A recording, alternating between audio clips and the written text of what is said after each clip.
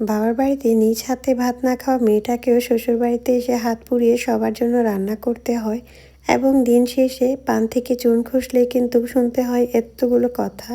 আচ্ছা, আমাদের মেয়েদের জীবনটা এমন কেন কেউ বলতে পারবেন? ১৬ বছর কিংবা ১৮ বছর যে ফ্যামিলিতে নাকি আমরা বড় হই, যে ফ্যামিলিটাকে আমাদের নিজের পরিবার হিসেবে জানি, সেটাতে নাকি আমরা ক্ষণিকের মেহমান। ১৮ বছর পর কিংবা তার আগেও অনেকে বিদায় নিতে হয় আর সেটা নাকি হয়ে যায় পরের বাড়ি। আচ্ছা, বাদ দেন। আসসালামু আলাইকুম অ্যান্ড হ্যালো এভরিওয়ান। চলে আসছি আজকে সিয়াম, আমি বাবার বাড়িতে, এই সিয়াম। মানে পরের বাড়িতে আর কি। মজা করলাম। যাই হোক, যেহেতু সবাই বলে বিয়ের পর নাকি বাবার বাড়ি পরের বাড়ি হয়ে যায়, সেজন্যই বললাম পরের বাড়িতে আসছি। আর পরের বাড়িতে এসেছিলাম ফ্রাইডেতে, যদিও আসার কথা ছিল বৃহস্পতিবারে। তো যাই হোক, আমি প্রত্যেক বৃহস্পতিবারে বাবার বাড়িতে আসার চেষ্টা করি, সাজিদে যখন নুরানি বন্ধ থাকে। এবার একটু ঝামেলা ছিলাম, যার কারণে ফ্রাইডেতে এসেছিলাম। আর এসেছিলাম প্রায় ১টার দিকে দুপুরে।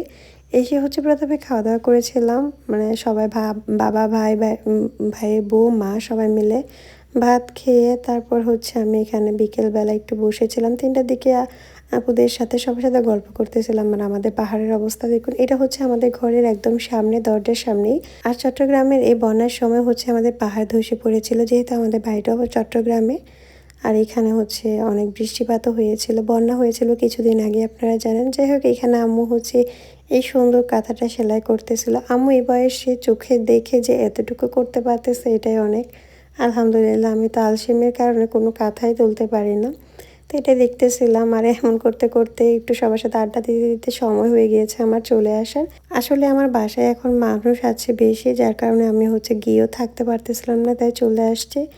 যাই হোক, এখন বিদায় নিচ্ছিলাম, আর বিদায়বেলা মানে চলে আসতেছি, তখন আমার ছোট ভাইয়ের ছেলের অবস্থা দেখুন। ও ভেবেছিল ওর বাবা সহ চলে যাচ্ছে আমার সাথে, তাই এমন করতেছিল। তুমি দাদার কাছে যাও, আসো, যাও। দাদা করে আসো। পরে ওর বাবার কাছ থেকে কোনো মতে ওকে ছাড়িয়ে ওর মায়ের কোলে দিয়ে দেন আমি চলে আসতেছি, তখন আমার কাছে চলে আসতে চাচ্ছে, এই যে দেখতেই পাচ্ছেন। তো ওর বাবা আমাকে দিতে যাচ্ছিল। আসলে ছোট ভাই থাকলে এমনই হয়। বড় ভাই থাকলেও পেতাম, যদিও বড় ভাই আছে, বড় ভাইয়া লক্ষ্মীপুর, ও ওইখানেই জব করে। যাই হোক, আমার ভাই আমাকে এসে নিয়েও গিয়েছিল, আবার বিকেলবেলা দিয়েও যাচ্ছে, বিকেল না সন্ধ্যাবেলায় আর কি। তো যাওয়ার সময় আমি আবার একটু নাস্তা নিয়েছিলাম সবার জন্য। মানে মানুষ বাবার বাড়িতে যাওয়ার সময় নাস্তা নেয়, আর আমি শ্বশুর বাড়িতে যাওয়ার সময় নাস্তা নিচ্ছি। কি অবস্থা দেখুন আমার। কেমন? ছোট একটা পার্টি সেট উপরে ও মা, ভাইয়াকে বলো। আমার ছেলের সব পছন্দের খাবার নিয়ে দেন চলে আসছে, আর আমার ভাইকে বিদায় দিচ্ছিলাম রাস্তা থেকে, মানে দরজা থেকে আর কি। ও চলে যাচ্ছিলো, কারণ ও বাসায় আসবে না। যাই হোক, এই আসার পরে দেখুন আমার ছেলের অবস্থা। সে আইসক্রিম নিয়ে এসছে, নাক দিয়ে অনবরত সর্দি ঝরতেছে, আর এদিকে সে আইসক্রিম খাচ্ছে।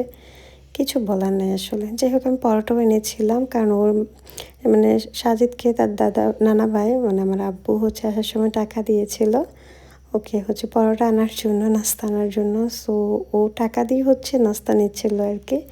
যাই হোক, আমি এখানে পরোটা নিয়েছিলাম, তারপর চিকেন সামোসা এনেছিলাম, আর কিছু প্যাকেট জাতীয় নাস্তা এনেছিলাম সাজিদের জন্য ওইগুলো। আর এগুলো আমাদের সন্ধ্যাবেলার নাস্তা হিসেবে এনেছিলাম, যদি আমি বাসা থেকে চা খেয়ে এসেছি, আবার এখানে চা খাবো, যার জন্য নাস্তাগুলো রেডি করে দেন আবার চা বানিয়ে নিয়েছিলাম সবার জন্য। আর এই ছিল আমার আজকের দিন। সো ভালো লাগলে ভিডিওটা অবশ্যই চ্যানেলটাকে সাবস্ক্রাইব করে পাশে থাকবেন। আজকের মতো বিদায়, আল্লাহ হাফেজ।